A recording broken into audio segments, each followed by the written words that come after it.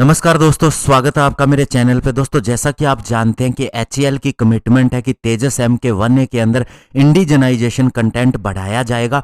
उसी तरह से दोस्तों तेजस MK2 के अंदर ये और भी आगे जाएगा और लोकल इंजन जो कि 110 किलो न्यूटन थ्रस्ट क्लास का होगा, उसके साथ में ये तेजस MK2 में 80% तक चला जाएगा। आज इसी के ऊपर बात करेंगे। चलिए दोस्तों शुरू करते हैं।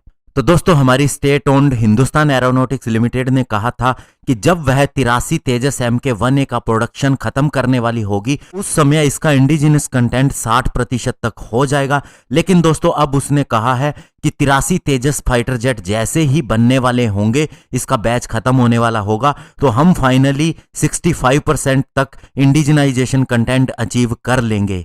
और दोस्तों, इसका सीधा सा मतलब ये है कि LCA तेजस MK2 यानी कि जो मीडियम वेट फाइटर होगा, उसके लिए DRDO और ADA का प्लान है कि जब इसे शुरू किया जाएगा तो उस समय ही 70% इंडिजिनस कंटेंट तक हम पहुंच जाएंगे। लेकिन दोस्तों, आपको पता है कि इंडिया ने अपने लोकल इंजन को बनाना है जो कि 110 किलो न्यूटन थ्रस्ट क्लास का इंजन होगा।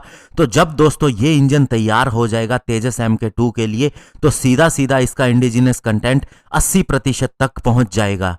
और दोस्तों, इसी के लिए अभी प्लान चल रहे हैं और HAL इसी के ऊपर काम कर रहा है। और साथ ही दोस्तों, अन्य चीजें जो है उसे लोकली डेवलप करने की कोशिश की जा रही है। और इसके अलावा दोस्तों, आपको बता दें कि जो पहले 5 प्रोटोटाइप बनने थे LCA तेजस MK2 के, उनके अंदर HAL और इंडियन एयरफोर्स ने सोचा था कि इनके अंदर इन फ्लाइट रिफ्यूलिंग प्रोब और क्वार्ट्ज नोज को ब्रिटिश एरोस्पेस मैन्युफैक्चरिंग कंपनी कोबहम से इंपोर्ट किया जाएगा ताकि इसका ट्रायल शुरू हो सके। लेकिन दोस्तों, जब प्रोडक्शन वर्जन के LCA MK2 स्टार्ट होंगे, तो उस समय इसे लोकली ही डेवलप कर लिया जाएगा। और साथ ही दोस्तों, आपको बता दें कि जो प्री प्रोडक्शन वेरिएंट होंगे LCA तेजस MK2 के, यानी जो टेस्टिंग के लिए होंगे, उनके अंदर fixed in flight refuelling probe होगी, यानी ईंधन भरने के लिए जो प्रोब लगी होगी वो फिक्स्ड होगी। लेकिन जो प्रोडक्शन वेरिएंट आएगा उसके अंदर ये रिट्रैक्टेबल होगी, यानी कि इसे हटाया जा सकते की सुविधा होगी। और इसके अलावा दोस्तों, आपने तेजस MK2 के मॉडल के अंदर देखा था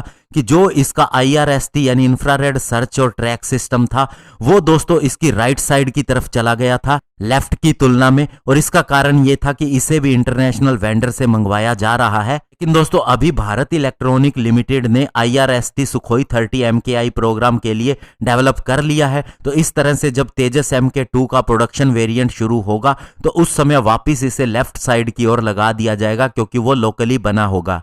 इसके अलावा दोस्तों, आपको यह भी पता होगा कि उत्तम AES से रडार को लगाया जाना है तेजस MK1A के भी कुछ एक बैचेस के अंदर। और इसके अंदर जो TR मॉड्यूल होगा वो 780 TR मॉड्यूल का होगा।